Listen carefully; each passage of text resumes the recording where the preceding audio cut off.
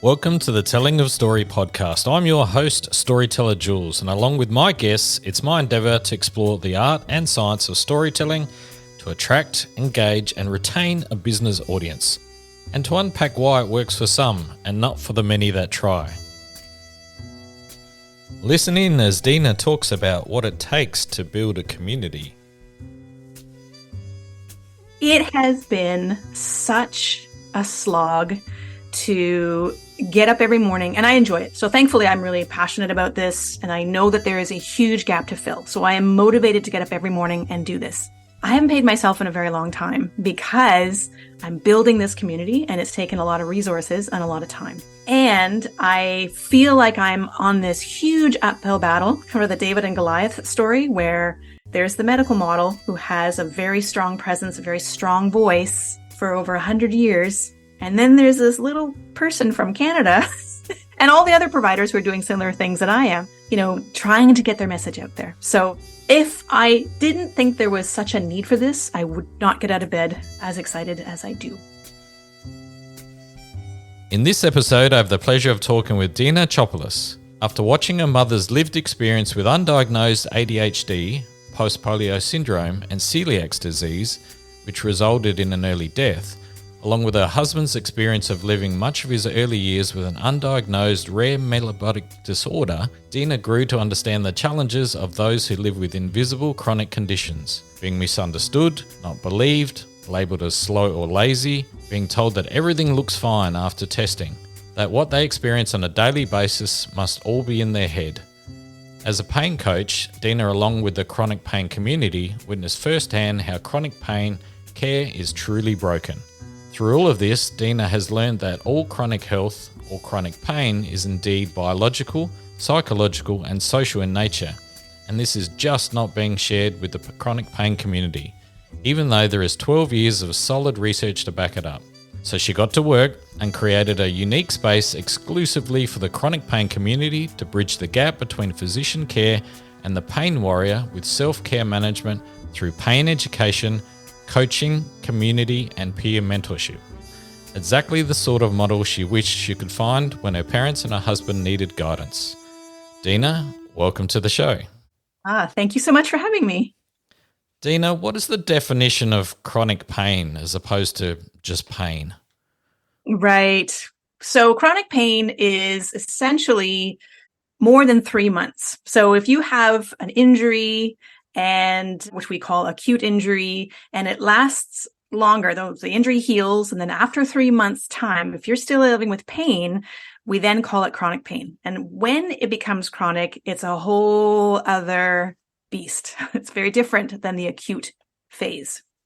I was listening to one of your podcast guests, I think it was Anne Schober, and she didn't want to be defined by a chronic illness, and which I can relate to because I've actually got quite a bit of back pain and have suffered for close to 20 years. 3 back operations down. As you can see, I'm standing, for those of you who can't see. Right. I generally stand a lot, and I fully understand, or I fully appreciate where she's coming from, because to me, being associated with the pain itself, when it's brought up in conversation, when people ask me how I'm going because they know I suffer, it kind of changes the mood, and it tends to bring me down a little bit. And in your bio, you talk about chronic health or chronic pain as being biological, psychological, and social in nature. Can you take me through that? Because I absolutely agree, particularly the psychological part.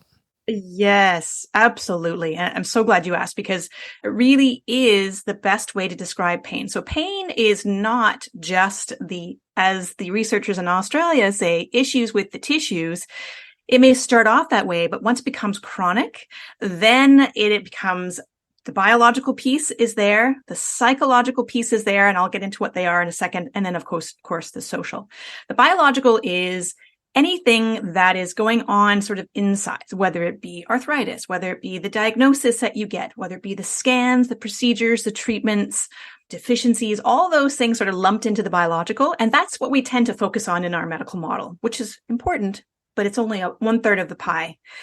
Then we get into the psychological, and you know this all too well with living with pain, but it becomes A lot of other things, the thoughts, the beliefs, perhaps the biases we have, the behaviors we do as a result of the pain. There is a thing called pain behaviors. The, beliefs that we had growing up around perhaps how your parents responded when you hurt yourself, experiences we've had, unresolved trauma. It goes on and on and on. And then there's the social aspect, which is a lot of the other things kind of lumped into one, where, social isolation or the environment you live in or the environment you work in is very much a part of the chronic pain experience and how much pain you actually feel, whether you feel like you're getting care or not getting care. All those things add up.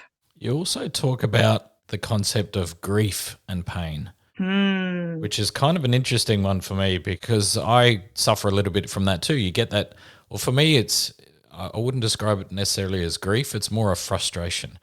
It's like I miss being able to do the stuff that I used to be able to do when I was a bit younger and a bit fitter.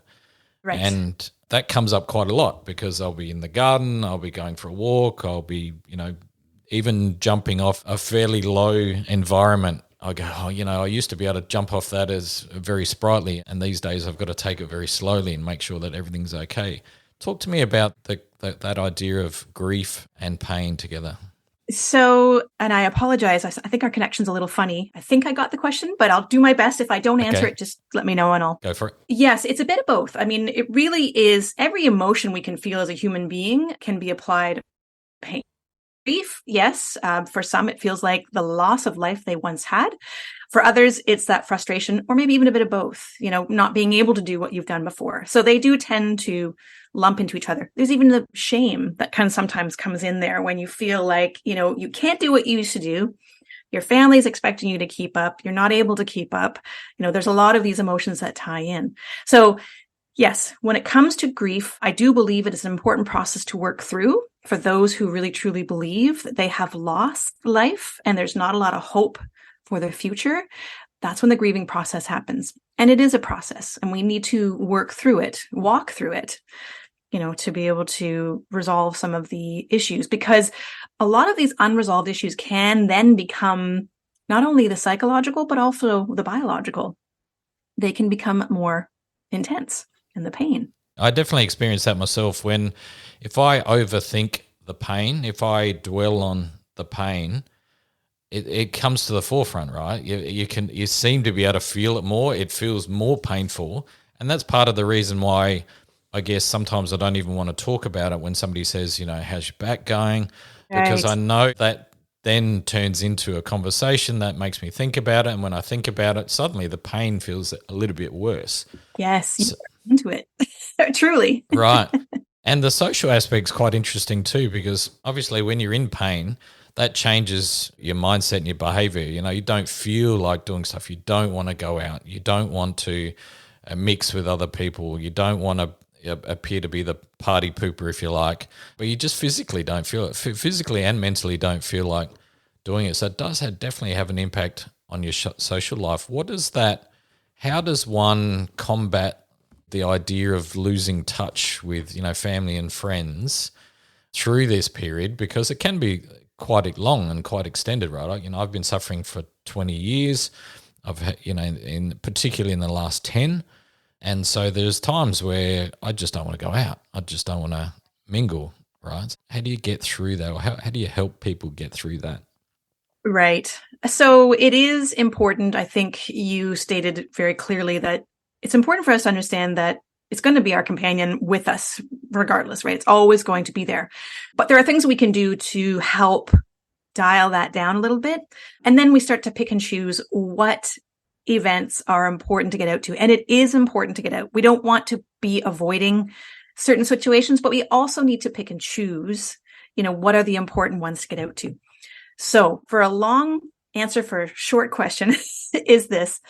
I think it's really important that once we start to build awareness around how pain works, so that, if you are out with friends and you feel that pain coming on, the first thought is not, oh gosh, I'm doing more damage by being here. We want to sort of mitigate that and say, actually by being with people, it's helping me cope a little better with my pain. It may also mean that we are working through maybe setting boundaries, communication skills around how do I actually say to my friends, hey, you know what, I really do want to come out tonight, but it's just not a good night for me. Or if I do come, I may not be able to last long. So being truthful in our messaging, being open and honest about how we deal with this.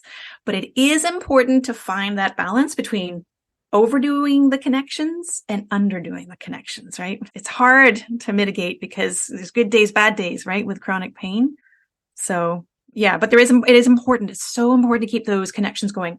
What happens quite often when it comes to chronic pain is we become so avoidant that we miss out on these really meaningful connections. And so that's the tipping point. If we've gone too far and we're really avoiding life in general, that's going to amplify pain too. So it is a balance to be found. Something else that's quite interesting that I've found over the years, you can be pretty much anywhere in any form of conversation, whether it's at a barbecue, whether it's just out at a pub with some friends, or wherever you may be out for dinner, doesn't really matter. And as soon as you say, I suffer from back pain, and back pain's an interesting one because I think to some degree everybody has suffered some form of back pain throughout their life. So it's it's one of those common ones, not necessarily to a chronic degree, but they've hurt themselves at some point in time. And so what I find is that everybody has a solution for back pain. Oh yes. I'll be standing there saying, I've got a sore back, and I'll get everything thrown at me 100 times. You've got to try yoga, you've got to try Pilates, you've got to change your diet, you've got to go see this doctor, you've got to go see a chiropractor, go see a physio, you've got to do these kind of exercises. It just goes on and on and on. And there's a point where I just almost pretty much tune out and go, I've tried a number of things. I need to work through what works for me. And I kind of try and shut that down. Is that something you experience through your community?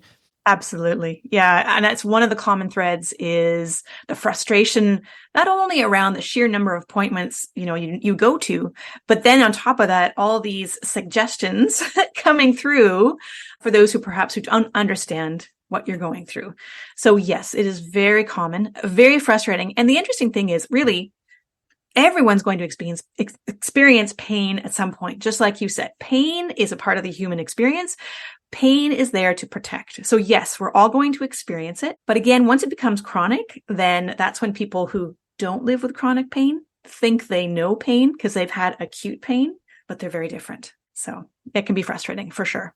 I definitely agree on that one. I thought I knew pain until the first time I had a complete collapse, and it just went from, my old, 9s or 10s suddenly became a 2. And I just experienced a brand new level of 9s and 10s and sometimes 11s and 12s, right? So it is, until you've experienced it, it is quite different. How do you work with people on that communication aspect, telling their story and keeping the dialogue open? Where does one start when it's, how do I communicate with family? How does one communicate with, well-meaning onlookers? Right. That's a great question. It's a big question because communication is key. I do find our community tends to, like you've said, you've been there yourself, not really want to open up too much about it and not want to talk about it all the time. But then there becomes a point where there's this complete avoidance of talking about it and feeling like, no, I'm going to be fine. I'm going to get through this. And then they suffer for 3 days in bed as a result of not communicating perhaps what they're feeling. I do think it's good to understand what your healthy boundaries are. So you know yourself more than anybody else. You know your pain levels. And so I think it's really important to sit down before you go out to these events and think through, all right, what is it that I'm going to say to someone if they say to me, hey, is everything okay? Are you good? We can be really succinct and just say, you know what, I experience pain and I'm just taking a moment to pause, but I'm fine. I'm good. And then we end it there. We don't want to have to get into too many details. But again, everyone's going to be different as to what boundaries they set. But I do think it's a good exercise to go through that thought process before you actually go out so that you can think through what it is you want to say or not say. I mean, it could go either way. Just on the theme of communication, in your own words, you're a small company with a big vision. How do you get your word out? How do you spread the word? How do you communicate? What formats, make sense for you? I just talk and talk and talk and talk. Yeah, it is. I just got off a great call today with another chronic pain care provider who is not a physician. And it's a real struggle to get our message out there because we are battling against the medical system that has a very strong, powerful voice. I mean, they are important. Not that we're against the medical profession, but we're just looking to work with them. I get my message out by doing podcasts, any sort of YouTube videos, Facebook, blog posts, having conversations with people. I do find it is an interesting conversation piece. So I do find I'm talking about a fair amount, but we have a big uphill battle to really, truly tell the chronic pain community that there's just so much more to pain than what they're hearing at this point. And so with all those formats, and I've read some and heard some, which are all fantastic, well done. And I know how much effort goes into sort of that aspect of the business side. Can you tell me what impact, if any, has that, concerted effort to get out there and publicly speak, whether it be through whatever format that may be in? What impact may have that had on both your business and the message that you're trying to convey? Oh, I love this question. So on my business, I would say it's been a slow process as far as getting that message to be heard. So I do weekly podcasts, not necessarily my own, but with others combined with my own. And I would say I'm 2 years into it now, and I finally feel like there is some momentum coming through. So it is taking time. My YouTube channel, so slow to take off, but finally it's very small, but it's starting to build momentum.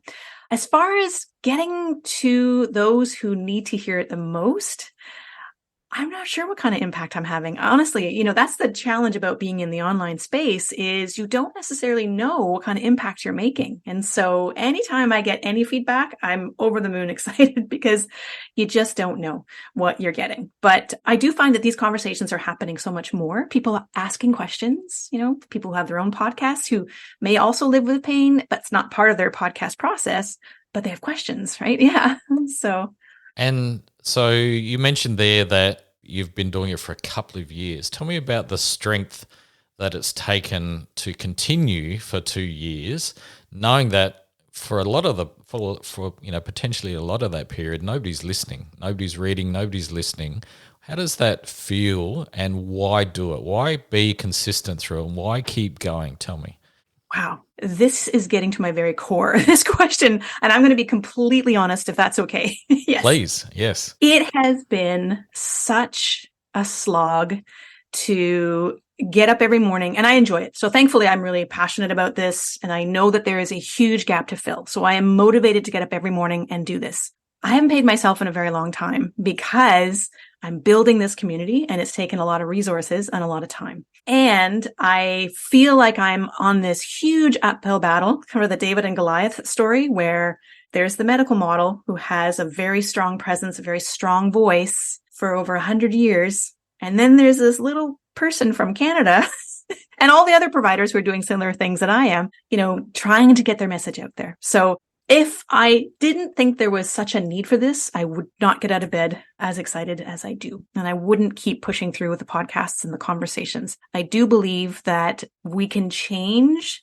chronic pain care from within the chronic pain community, not to go against what we have already, but to expand and really bridge the gap between the chronic pain warrior and the physician. You mentioned there you're taking on the big guns in the health departments, etc.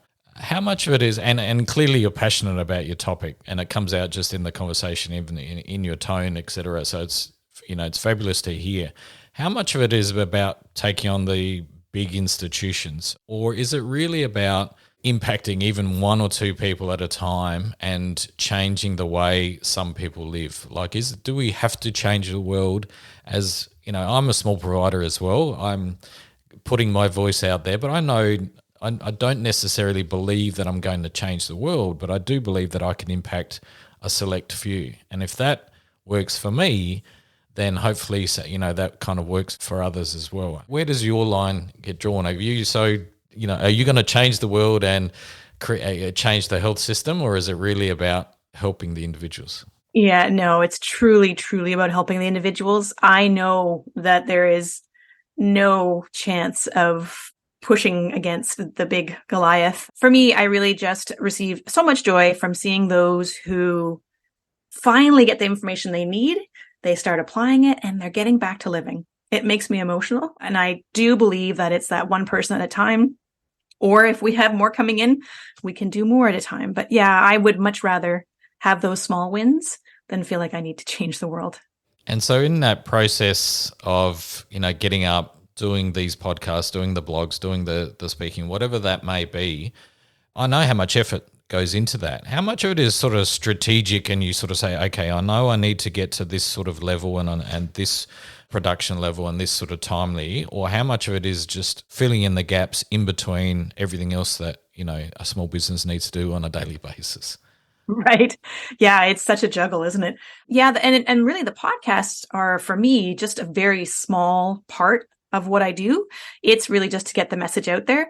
So yeah, it's filling the gap. The biggest part of my role is the coaching piece and the content piece, that content creation, creating lessons, modules, video lessons, audio lessons, coupled with the coaching time that I would spend with, those who are truly ready to do the work. So tell me a little bit about the community. What's involved in the community? How does that come together? What would somebody learn if they join the community? Tell me a little bit about that space. Sure. So it is a membership site. We have sort of a two-tiered approach where we're trying to keep this as accessible as possible. So, and knowing we have millions around the world who could use some more care, we're trying to keep it accessible. So what I'm trying to do up front is get those who are ready to do the work to come in. And the first thing we address is their nervous system. And what I mean by that is, and I'm not a chiropractor, but we want to teach those to understand, those who live with pain, to understand what their states of are. So, you've heard about fight or flight, you've heard about freeze, and you've heard about rest and digest. We are meant to be pretty flexible in that process. But when you live with pain, it can be very difficult to be flexible in all of those. So we want to teach them first how to sort of work with the nervous system so that everything else can kind of fall into place. And then once that work has happened, and it's some self-paced learning, some coaching that goes along with it, and then group work, then we can sort of gently encourage them into the other space, the membership space, where we're doing a bit more of the deeper dive. So we do more of the typical lifestyle stuff like meaningful movement. We talk about nutrition. We talk about, all that stuff. Then there's community piece. And this is where we really come together to celebrate wins, to commiserate, to not talk too much about the pain, but just sort of be with each other, mentor each other. I ideally want the community to go through this process. And if they choose to come out the other end and then mentor others coming in. So I really want this to be about reciprocity as well, giving purpose, to those who perhaps have felt a lack of purpose. That's an interesting idea, the idea of purpose, because, I've also witnessed firsthand my mother for the last 10 years of her life basically was chair-bound. She didn't really get up out of a chair too much. She could walk, but, barely with a frame. It was very slow. And as that decade sort of progressed, it kind of got worse. And she, there was a point in time where she just didn't want to do it anymore. What does that, I can't do it anymore idea or that phrase mean to you? Oh, yeah. I see it personally, and I see it in the community as well. So I'll touch first on the community. There are so many stories just like your mother's who are feeling like they can't do anything more. And that makes me really sad. And part of the reason I do what I do is because the very last words my mom said to me was, I can't do this anymore. She told me the day before she passed, and it was sudden, so I would have known that she was going to pass. She said to me, I just can't do this anymore.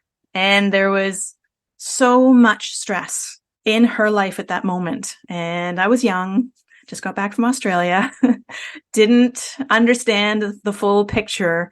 And she passed the next day. So she knew it was just too much. And I don't want that for our community. There are so many people struggling with the daily, with existence. And, those words are pretty powerful. And we just need to sort of nurture an environment where they feel safe enough that they can do something to build or bolster up that ability, that belief that they can do some things. Do you believe, or is there any evidence perhaps that psychological, that mindset of, I can't do it anymore, is that the reason why they pass early? And is there a way to change that mindset, I guess, and have that purpose in your life? And will that give you some longevity that perhaps you may not have had? Right. Oh, great question. Yes. So I believe, and I don't know if there's any research out there, and I've seen it with both my parents. Both parents passed when they were relatively young. I do believe the human spirit is pretty good at judging when time is up. Not to say that we have that control. Maybe we have a little bit of control. I don't know. Never done the research. But I think there's a lot to be said about feeling like you're done. I just did a podcast actually with a gentleman on dignity and palliative care and end of life care and all that stuff. And I think it's really important when we're at that point to understand that in my humble opinion, that we have addressed everything. Meaning, we've been given all the options up front to make an informed choice, not just about end of life, but if you're in that moment where you think, I don't even know if I want to be here anymore, have you been given every single option? And I honestly don't believe they have. Yes, I do have a friend who just passed. She opted into assisted suicide because in her case, absolutely, there was no hope for the future. None whatsoever. And their quality of life was completely taken away. So I understand why people make that choice. But I think when it comes to the chronic pain community, last thing I want them to believe is that there is no hope. There's no way out. There's nothing they can do, because there is. I think that's incredibly powerful. I absolutely think there is. And again, I've seen it firsthand where my brother suffered from pancreatic cancer and he was adamant that he was going to fight it. And as a percentage, he lasted several years. So as a percenter, he was in the top few percent because it's one of those diseases that takes you very quickly in general. But he was very strong-minded and strong-willed. And there were times when I saw him that he looked like he was, already had passed, like he didn't look very well at all. And he went months and months for longer, and he just kept fighting it right to the very end. And conversely, I also saw my sister-in-law who had leukemia, and she fought it for a while. And then there was a point in time where the pain got too much, the whole experience got too much because, spending so much time in hospital, in and out of care, all those kinds of things. And she got to a point where she said, I've had enough. We went to see her on a Saturday and she said, I'm going tomorrow. So I'm done. Wow. She just knew, and she did. She passed the next day. So to me, there's there's absolutely a connection. I can't justify it, and I have no research behind it. Personally, possibly there is, but I just know that there is something in the psyche that helps us get through these things. So, and that's part of the reason why I don't necessarily like to talk about it too much, is because the more I talk about it, it brings me down. So if I think about the good things, if I continue to do the things that I want to do, go out and garden, go for a walk, I'm never going to run a marathon. I'm never going to climb a mountain again, and that's okay. I've learnt to, I guess, accept that over the years. But there's so much that I can do, and there's so much to do. So to me, the psyche is such a strong, powerful tool. Again, I see it, I've got a friend who's suffering from multiple forms of cancer and has done for over a decade, and he is the strongest person I've ever met. And he's still going and probably will go for many, many more years. I'm hoping. He's been so sick, and, there are times when I know he's suffering quite a lot, but he's always positive. He's always got a smile on his face. There's so much to be said about that positivity, that stubbornness, in a good way, like a good, healthy stubbornness. Yeah. I really believe is a huge skill set. Yeah, I think the mind is more powerful than we possibly give it credit for. I do agree. I would like to switch context completely because you provided an interesting... It's a good conversation. Absolutely. But tell me about the time you met Geraldo Rivera in a brothel. Okay. I was sweating this one a little bit. It is a good icebreaker. I use this one sort of here and there, but yeah, I like to start off by saying to people, do you know who Geraldo Rivera is? He was a host, wasn't he? Like a television personality? Yeah, he was a journalist. And he was, back in the 80s, I think he had one of the biggest watched newscast. He had now I'm forgetting it. Anyway, the mafia head guy, right? He had a vault that they opened on national television, and it was live. Of course, nothing was in there, and it was a big flop, but it really turned the page around, live viewership at the time. So anyway, my husband and I were on our honeymoon, and we went to Pompeii, and we toured around. And of course, we went to the brothel just because you look around and see what's there, and there's Geraldo Rivera. And I made the mistake of saying, hey, now I can tell people I saw Geraldo Rivera in a brothel, and he was really not very impressed. Yeah, fabulous. Understandably. Deena, I've thoroughly enjoyed this conversation. I could talk to you about pain probably for quite a few hours. But in the interest of tying things up, where can the listener find out a little bit more about you and perhaps your community as well? For sure. Well, thank you for asking. So you can head to my website. It is pain2possibilities.com. That's pain2possibilities.com. Lots of free resources on there. Podcast is there as well. YouTube channel is there if you want to. It's all on the website. And you can reach out anytime. I mean, I'm always up for conversation. So if you have questions, feel free to reach out. And of course, I'll put those links on the podcast notes. Thank you so much. I appreciate you, and I appreciate everything that you're doing, because I think we need more of it. Oh, thank you for this conversation. I had a lot of fun. Clearly, I could have spoken with Deena for hours about pain and pain management. What I learned is that communication is important to help others understand what you are going through, and also to reframe what it is doing to you. Getting your message through to the people who need to hear it takes consistency, mental fortitude, so keep going. Much love. Chat soon.